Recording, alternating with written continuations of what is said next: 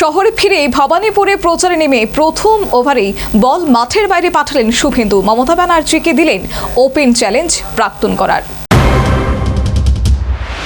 25,000 ভোটে ভবানীপুরে জিতবেন তিনি। মমতা বন্দ্যোপাধ্যায়ের গড়ে প্রচার শুরুর দিনই ওপেন চ্যালেঞ্জ ছুড়ে দিলেন শুভেন্দু। এবার ব্যাটেল গ্রাউন্ড ভবানীপুর, এই কেন্দ্রেই এবার বিধানসভা ভোটের এপিসেন্টার। নন্দীগ্রামের পরে এবার ভবানীপুরে মমতা বন্দ্যোপাধ্যায় শুভেন্দু অধিকারী দ্বৈরথ।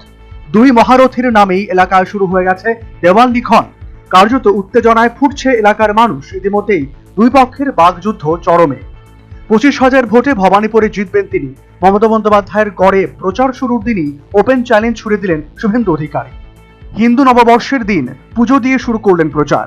ভোটের কুরুক্ষেত্র ভবানীপুর প্রচার পর্ব শুরু থেকেই সরগরম। মমতা বন্দ্যোপাধ্যায়ের হোম গ্রাউন্ডে এবার আইওয়ে ম্যাচে নেমেছেন শুভেন্দু অধিকারীর প্রচার ঘিরে উৎসবের মেজাজে বিজেপি কর্মী সমর্থকরা। ঢাক ঢোল বাজিয়ে মিছিল করে চক্রবেড়িয়ার পার্টি অফিসে তাঁকে স্বাগত জানানো হয়। লাড্ডু রজনীগন্ধার মালায় বরণ করে নেওয়া হয় তাঁকে।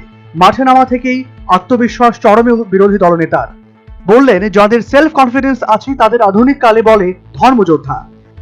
আমার সেলফ কনফিডেন্স আছে, আমি স্বামীজির মন্ত্র নিয়ে চড়ইবেতি মন্ত্র বলি, মমতা ব্যানার্জিকে এখানে হারাবো। আমি স্বাধীনতা সংগ্রামী পরিবারের সদস্য, আমার দীর্ঘ 33 থেকে 34 বছরের রাজনৈতিক অভিজ্ঞতা, জনগণের সঙ্গে থাকি। মানুষ পরিবর্তন করবে।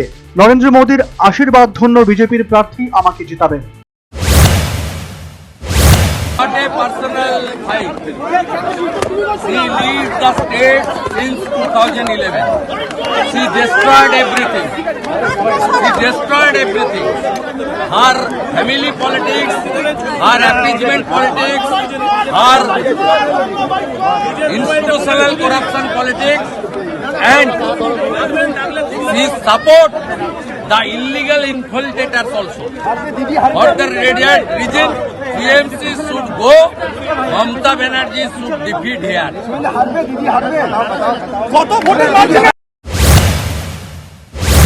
মমতা বন্দ্যোপাধ্যায়ের গড়ে প্রতিপক্ষকে ম্যান মার্কিং এ রাখছে তৃণমূলও। চক্রবেড়িয়ার যে পার্টি অফিসে শুভেন্দু অধিকারী পৌঁছান, সেখানে বিজেপির মিছিলের উল্টো দিকে এদিন মমতা বন্দ্যোপাধ্যায়ের নামে দেওয়াল লিখন করেন তৃণমূল কর্মীরা। বিজেপির মিছিল স্লোগান চলাকালীন পাল্টা স্লোগান দিতে থাকেন তৃণমূল কর্মী সমর্থকরাও। সব মিলিয়ে উত্তেজনার চরমে। এই আসন থেকে শেষ হাসি কে হাসবেন তা পরিষ্কার হয়ে যাবে 4 মে। তার আগে রাজনৈতিক বিশেষজ্ঞদের কাটাছেঁড়া চলতেই থাকবে। বিধিন সরকারের রিপোর্ট, নিউজ ভ্যানগার্ড।